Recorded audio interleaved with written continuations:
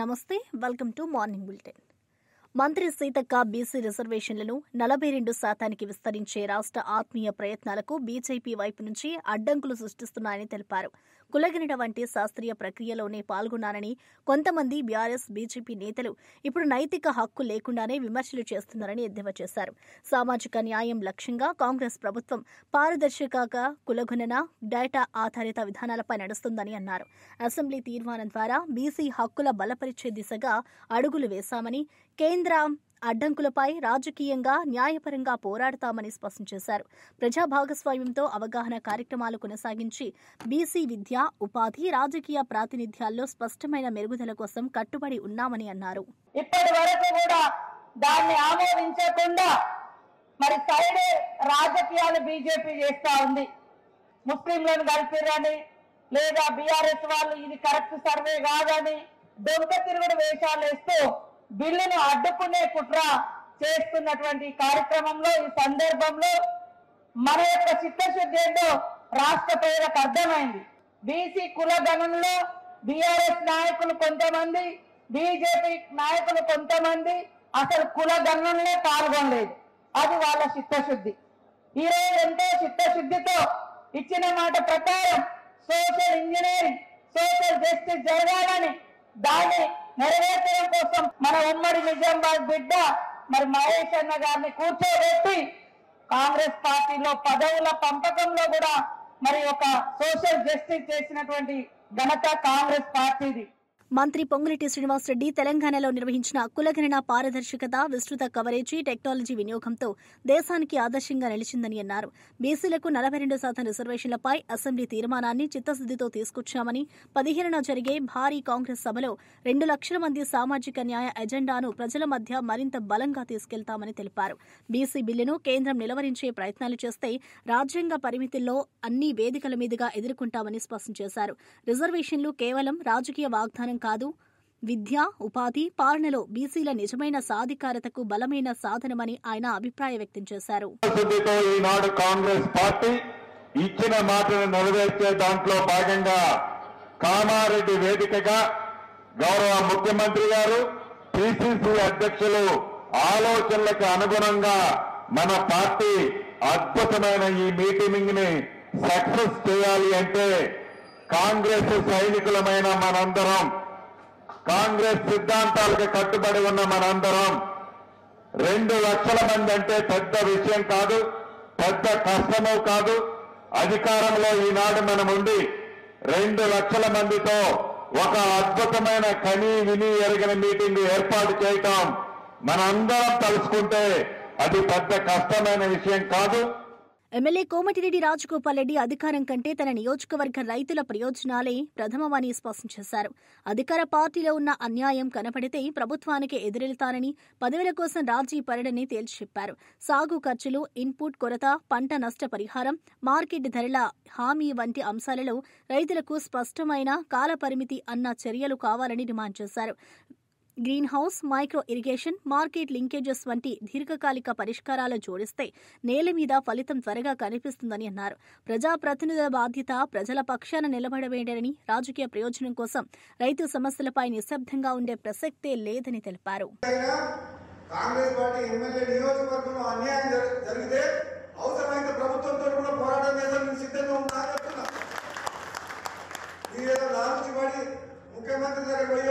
నాకు ఏదో పదవి ఇస్తే నేను సపోర్ట్ కూర్చుంటా, మా రైతులకు అన్యాయం అయితే నీ పదవి వద్దు, నాకేమొద్దు, నీ పైసలు వద్దు, పదవి వద్దు, నాకు రైతులు ముఖ్యం, మా ప్రాంత ప్రజలు ముఖ్యం అనే స్వభావం గల మనిషి కాబట్టి చెప్తున్నారు. మీకు ఎటువంటి అనుమానం అవసరం లేదు, ధైర్యంగా ఉండండి. మీకు న్యాయం జరిగే వరకు మీ వెంట నేనుంటా. అమరావతిపై వచ్చే దుష్ప్రచారాన్ని తిరస్కరించిన మంత్రి నారాయణ రాజధాని పనులు వేగంగా సాగుతున్నాయని చెప్పారు. మౌలిక వసతులు, ప్రధాన రోడ్లు, డ్రైనేజీలు, అవసరమైన ప్రభుత్వ భవనాలు దశలవారీగా పూర్తి అవుతున్నాయని, ప్రతి వర్క్కు స్పష్టమైన మానిటరింగ్ మెకానిజం ఉన్నదని పేర్కొన్నారు. రాజకీయ విమర్శలు చేసే ముందు సైట్ విజిట్లకు రావాలని ప్రతిపక్షాలకు పిలుపునిచ్చారు. రాజధాని అభివృద్ధి రాష్ట్ర వృద్ధి రేటుతో నేరుగా సంబంధమైందని, పరిశ్రమలు, సేవల రంగంలో పెట్టుబడులు ఆకర్షించడంలో అమరావతి కీలకమని అన్నారు. పారదర్శక టెండర్లు, టైం లైన్లు, నాణ్యత ప్రమాణాలపై రాజీ లేదని మంత్రి స్పష్టం చేశారు. ఫిబ్రవరి మ్యాక్సిమం మార్చ్ ఎండింగ్ లోపల ఈ 4000 హౌసెస్ని అధికారులకు ఇవ్వడం జరుగుతుంది. అదేవిధంగా రోడ్స్ డ్రైన్స్ తీసుకుంటే ఏదైతే అనుకున్నామో ట్రంక్ రోడ్స్ అన్నీ కూడా ట్రంక్ రోడ్స్ కంప్లీట్గా ఒక 1 year లోపల కంప్లీట్ అవుతాయి. అదేవిధంగా లేఅవుట్ రోడ్స్ తీసుకుంటే 2.5 years, టవర్స్ తీసుకుంటే టవర్స్ 3 yearsలో కంప్లీట్ అవుతుంది. అయితే అక్కడక్కడ కొందరు రకరకాలుగా గ్రాఫిక్స్ అని అవన్నీ అంటారు. వచ్చి చూడమనండి, వచ్చి చూస్తే తెలుస్తుంది ఎంతమంది పనిచేస్తున్నారు, ఎన్ని మిషన్లు పనిచేస్తున్నాయి, ఎన్ని ఏజెన్సీస్ పనిచేస్తున్నాయి, ఎంత వర్క్. ఎక్కడో ఉండి ఏసీ రూమ్లో కూర్చొని స్టేట్మెంట్ చేయడం కాదు, వాళ్ళు వచ్చి ఇక్కడ చూస్తే ఎంతమంది పనిచేస్తున్నారు, ఎంత వర్క్ జరుగుతుంది, రోజుకి ఎంత వర్క్ జరుగుతుంది తెలుస్తుంది. సో ఏదేమైనప్పుడు ఒకటే చెప్తున్నాను, అమరావతి రాజధాని మీద ఊరికి నేను మాట్లాడటం వేస్ట్. వాళ్ళు నేను కాదు, ప్రజలు ఇచ్చి కొడతారు. Hyderabad police commissioner CV Anand Ganesh నిమజ్జనాన్ని విజయవంతంగా నిర్వహించడంలో GHMC, revenue, electricity, RTA, HMDA తదితర శాఖల సమన్వయాన్ని అభినందించారు. ట్రాఫిక్ మేనేజ్మెంట్, సురక్షిత నిమజ్జన మార్గాలు, క్రేన్, పొంటూన్ ఏర్పాటు, వైద్య, రెస్క్యూ బృందాల సిద్ధత, real time command control monitoring వంటి చర్యలు భక్తులకు ఇబ్బందులు లేకుండా జరగడానికి దోహదపడ్డాయని తెలిపారు. విభాగాల వారీగా పేరున ధన్యవాదాలు తెలుపుతూ భవిష్యత్తులో మరింత టెక్ డ్రివన్ కోఆర్డినేషన్తో నగర ఉత్సవాల నిర్వహణలో బెస్ట్ ప్రాక్టీసెస్ కొనసాగుతాయని పేర్కొన్నారు. వీరందరూ కూడా చాలా శ్రమించి ఆ మండప నిర్వాహకులు, ఖైరతాబాద్ గణేష్ ఉత్సవ్ కమిటీ సభ్యులతో మంచి సమన్వయం ఏర్పాటు చేసుకొని కరెక్ట్ టైంకి ఇంకా అర్ధగంట ముందే నిమజ్జనం అయ్యే విధంగా వారు చూసుకున్నారు. ఆర్నిషలు కృషి చేసి మా ఆఫీసర్స్ ఎవరైతే ఉన్నారో అందరు కూడా పేరున నేను శుభాకాంక్షలు, కృతజ్ఞతలు తెలియజేస్తున్నాను.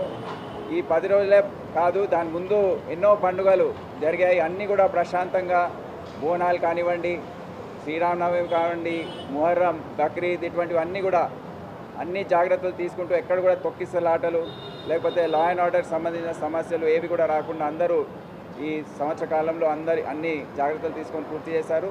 ఈ 10 రోజుల పాటు అయితే చాలా కష్టపడి ఒక ప్రణాళికాబద్ధంగా అందరూ కూడా వ్యవహరించి ఈ కార్యక్రమం ఏదైతే ఉందో, ముఖ్యంగా additional CP law and order Vikram, మళ్ళీ joint CP traffic Joel Davis, ఇక్కడ ముఖ్యంగా ఇప్పుడు నిన్న కష్టపడి పనిచేసిన సెంట్రల్ జోన్ డీసీపీ శిల్పవల్లి మరియు అడిషనల్ డీసీపీ ఆనంద్, అందరు ఆఫీసర్స్ ఎవరైతే ఈ సైఫాబాద్ ప్రాంతంలో పనిచేస్తున్న సెంట్రల్ జోన్లో వారందరూ కూడా స్పెషల్గా నేను కృతజ్ఞతలు, శుభాకాంక్షలు తెలియజేస్తున్నాను. అదే కాకుండా ఇతర జోన్స్లో డీసీపీస్, ట్రాఫిక్ డీసీపీస్ అందరూ, టాస్క్ ఫోర్స్ సంబంధించిన అధికారులు, వాళ్ళ అడిషనల్ డీసీపీలు అందరూ కూడా చాలా కృషి చేశారు.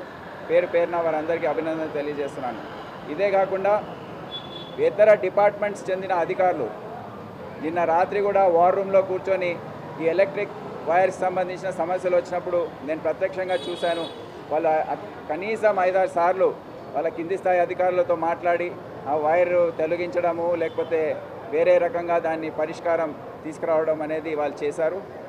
వారందరూ కూడా జిహెచ్ఎంసీ, ముఖ్యంగా revenue, water department, electricity, RTA బండ్లు పాడైపోయిన సందర్భంలో ఆర్టీఏకి చెందిన మెకానిక్స్ వాళ్ళు వచ్చి కూడా రిపేర్ చేసి దాన్ని తొందరగా టైర్ పంక్చర్ అయితే షిఫ్ట్ చేయడము, క్రెయిన్లు పెట్టి ఇవన్నీ కూడా వాళ్ళు సహకరించారు.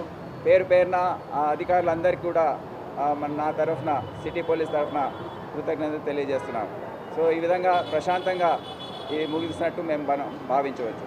కాళేశ్వరంపై బీఆర్ఎస్ ఏర్పాటు చేసిన ఫ్లెక్సీలను ప్రభుత్వ విప్ ఆది శ్రీనివాస్ తీవ్రంగా ఖండించారు. రాష్ట్రానికి కాళేశ్వరం ద్వారా ప్రయోజనం లేకపోయింది, ఎల్లంపల్లి నుంచే నీరు అందుతోంది అని వ్యాఖ్యానించారు.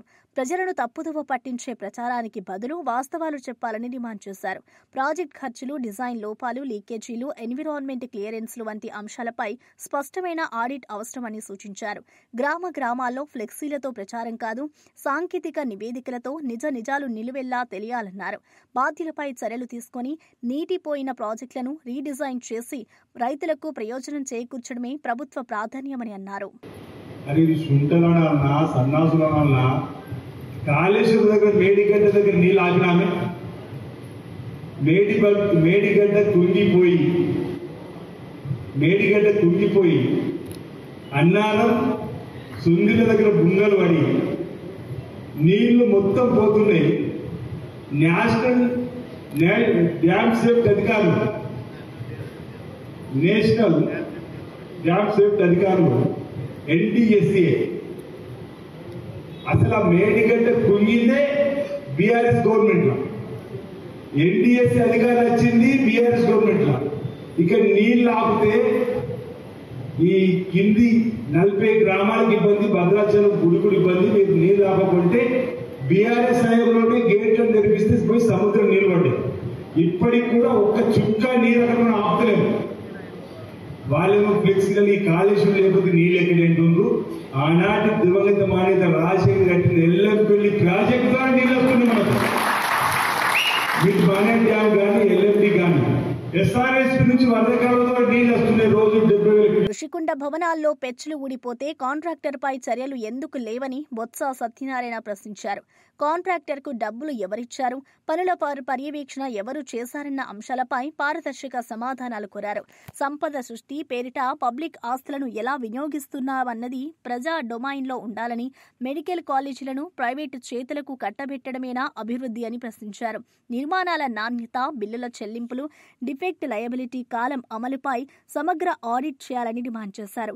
రాష్ట్ర వనరులు ప్రజాలదని బాధ్యతాయుత వినియోగం సర్వాధికారమన్నారు. సబ్స్టాండర్డ్గా కట్టడికే కదా, మరి కాంట్రాక్ట్ మీద చర్య తీసుకోవాలి కదా. అది ఎవరితో దానికి ఒక టైం లిమిట్ ఉంటుంది కదా.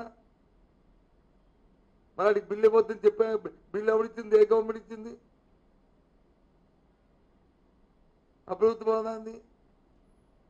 దాన్ని ఏం చేయాలో తెలియదు అంటారు కదా.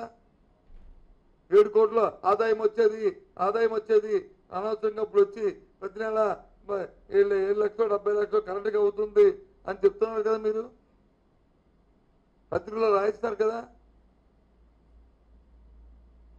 మీకు చేత కాకపోతే ఇవన్నీ ఇచ్చారు కదా. లుల్లు ఇవన్నీ కూడా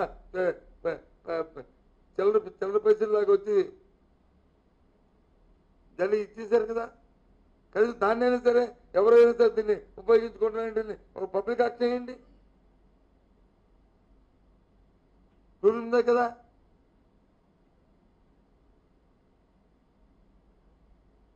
ఇవన్నీ మీరు 50 లక్షలు ఇచ్చారు సంవత్సరానికి, ఇన్ని ఎకరాలు కూడా. అదేంటి సంవత్సరానికి వచ్చి మినిమం 10 కోట్ల రూపాయలు తక్కువ లేకుండా వస్తే నేనేమో ఒప్పుకుంటాను. మినిమం 25 కోట్ల నుంచి 50 కోట్లకు వచ్చే పరిస్థితి.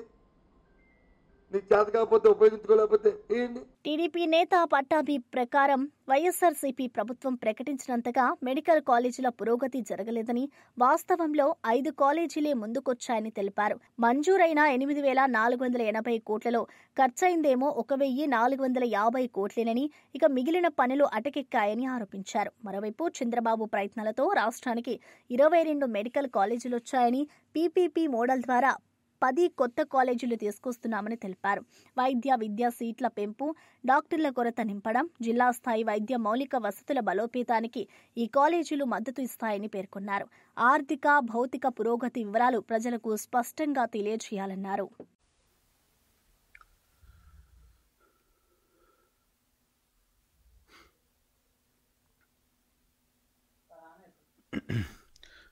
అందరికి నమస్కారం. ఎన్డీఏ ప్రభుత్వం రాష్ట్రంలో అధికారంలోకి వచ్చిన దగ్గర నుంచి గతంలో పూర్తిగా భ్రష్టు పట్టినటువంటి అనేక వ్యవస్థలు, గాడి తప్పినటువంటి అనేక వ్యవస్థలు, అనేక రంగాలు, జగన్మోహన్ రెడ్డి అవినీతి ధనదాహానికి బలైపోయినటువంటి అనేక రంగాల్ని మళ్ళీ నిలబెట్టేటటువంటి ప్రయత్నం ఉధృతంగా చేస్తూ ఉంది.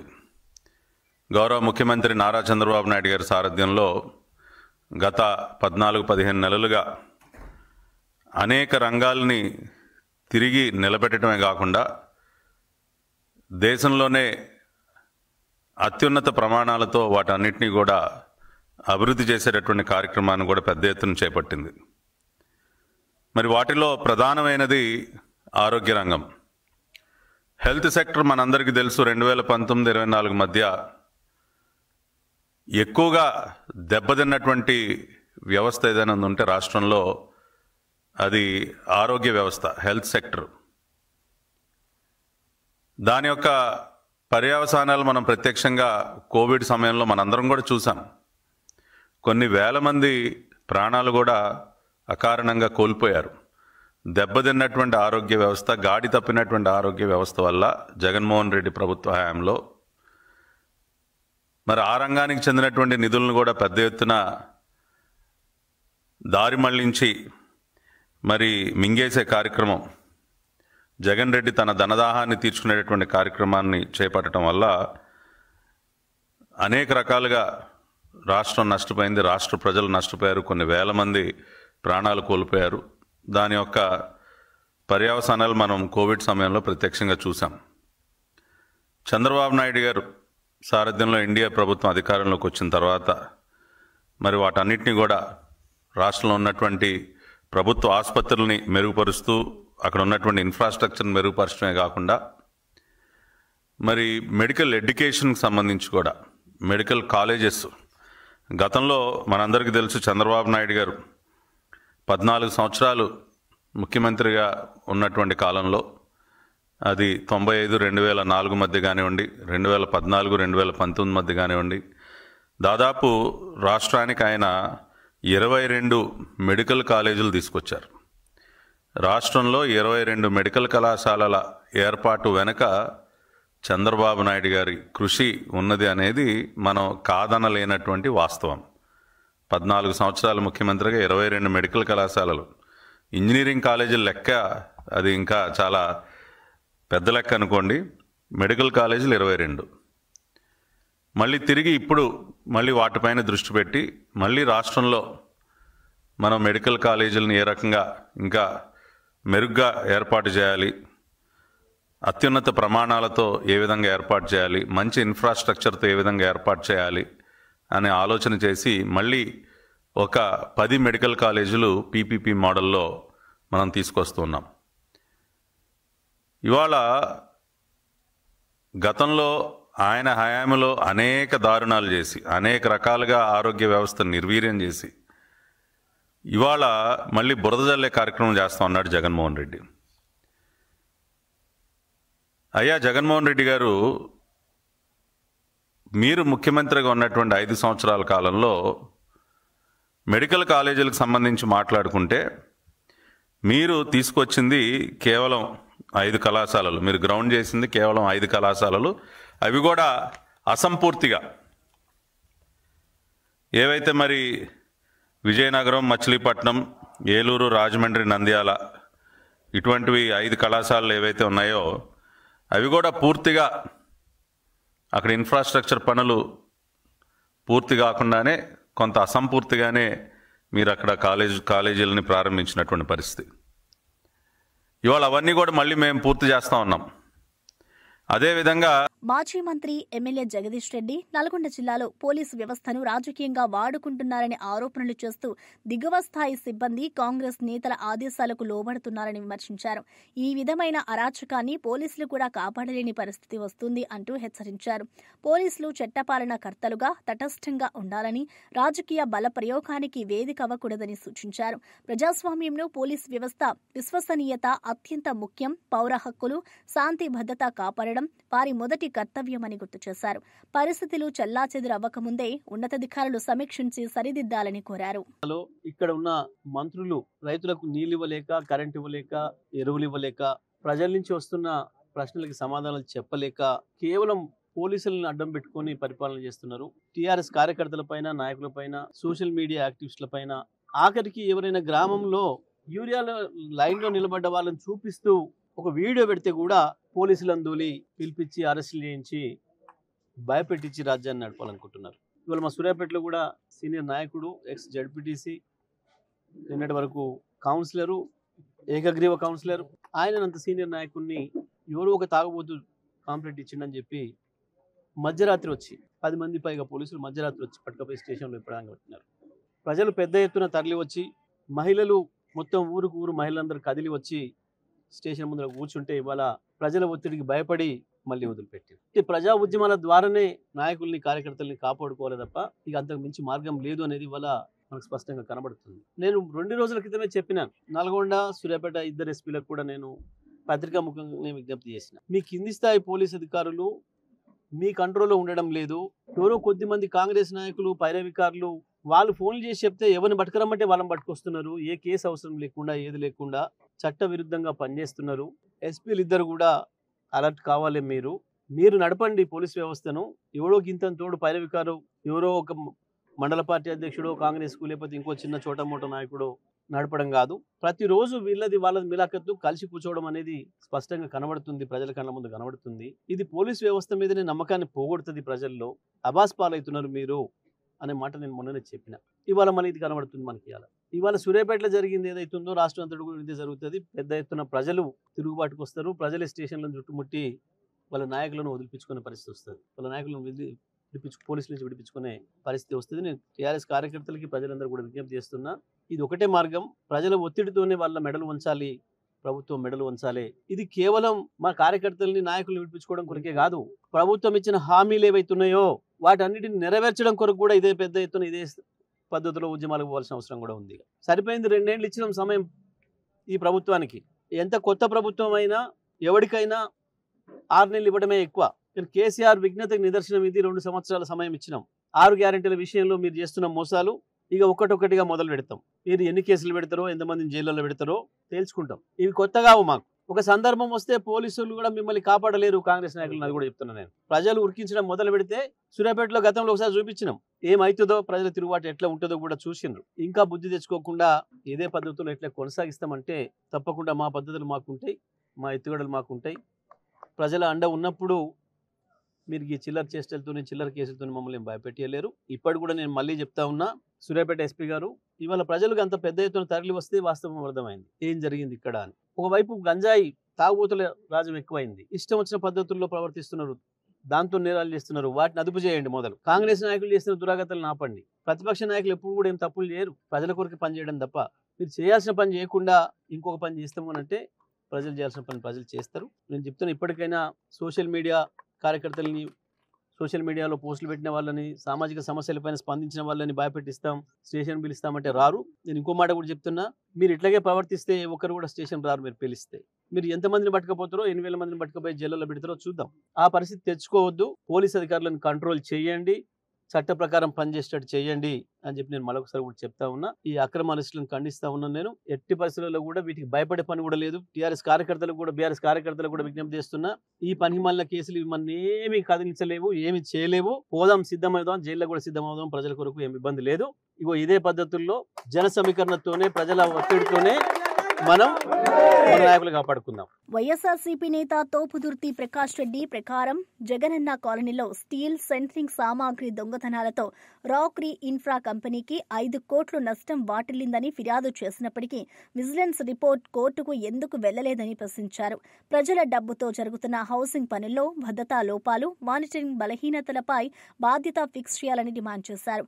నష్టంపై తక్షణ విచారణ, సీసీటీవీ, స్టాక్ రిజిస్టర్ ఆడిట్, బాధ్యులపై చర్యలతో పాటు సామాగ్రి భద్రతను బలపరిచే ఎస్ఓపీ తీసుకురావాలని సూచించారు. ఇళ్ల కలను దోచే ప్రయత్నాలపై రాజకీయాలకు అతీతంగా కఠిన చర్యలు అవసరమన్నారు. తెలుగుదేశం పార్టీ గూండాలు జగనన్న కాలనీ లేఅవుట్లో స్టీల్ ఎత్తకపోవడము, సెంట్రింగ్ సామాన్ ఎత్తకపోవడం, కనీసం ఒక రాక్రీట్ సంస్థకి 5 కోట్ల రూపాయల నష్టం వాటిల్లింది. ఈ దొంగతనాల ద్వారా, జగనన్న కాలనీలో జరిగిన దొంగతనాల ద్వారా రాక్రీట్ తెలుగుదేశం పార్టీ గూండాలు జగనన్న కాలనీ లేఅవుట్లో స్టీల్ ఎత్తకపోవడము, సెంట్రింగ్ సామాన్ ఎత్తకపోవడం, కనీసం ఒక రాక్రీట్ సంస్థకి 5 కోట్ల రూపాయల నష్టం వాటిల్లింది. ఈ దొంగతనాల ద్వారా, జగనన్న కాలనీలో జరిగిన దొంగతనాల ద్వారా రాక్రీట్ సంస్థకి 5 కోట్ల రూపాయల నష్టం వాటిల్లింది అని గవర్నమెంట్కు కంప్లైంట్ ఇవ్వడం జరిగింది. త్వరలో ఓపెన్ చేస్తామా, త్వరలో ఇంటర్వ్యూ పెట్టుకుందాం, త్వరలో ఓపెన్ చేస్తాం. మాజీ మంత్రి కారుమూరి నాగేశ్వరరావు తనకు ఎమ్మెల్యే ఆర్మిల్లి రాధాకృష్ణపై ఆర్కే ట్యాక్స్ పేరుతో వ్యాపారులు సమాజంపై ఒత్తిడి తెచ్చి దోపిడీ జరుగుతుందని తీవ్ర ఆరోపణలు చేశారు. లిక్కర్, ఇసుక గనులు, కబేలాలు అనేక రంగాల్లో ఎగవేతలు జరుగుతున్నాయని, ఒకే ఏడాదిలో దాదాపు 1,200 కోట్లు దోచుకున్నారనే ఆరోపణలను వెళ్లిబుచ్చారు. ఇదేనా మంచి పాలన అని చంద్రబాబును నిలదీశారు. బాధితుల ఫిర్యాదులపై పారదర్శక విచారణ, call data, accounts trial audit, బాధ్యులపై చట్టరీత్యా చర్యలు తీసుకోవాలని డిమాండ్ చేశారు.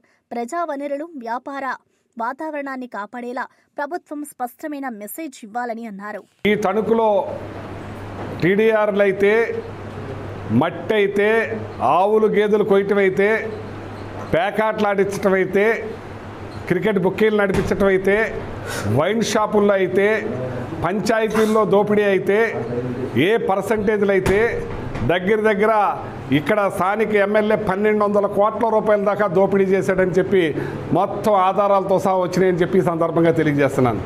వాళ్ళ దగ్గర ఉన్నాయని చెప్పి సందర్భంగా తెలియజేస్తున్నాను. అంత పచ్చి దోపిడీకి వడిగట్టాడు రాధాకృష్ణ అని చెప్పి సందర్భం తెలియజేస్తాను. 1,200 కోట్ల రూపాయలు ఇంకా చిల్లరే. ఓకేనా? మరిన్ని అప్డేట్స్ కోసం చూస్తూనే ఉండండి.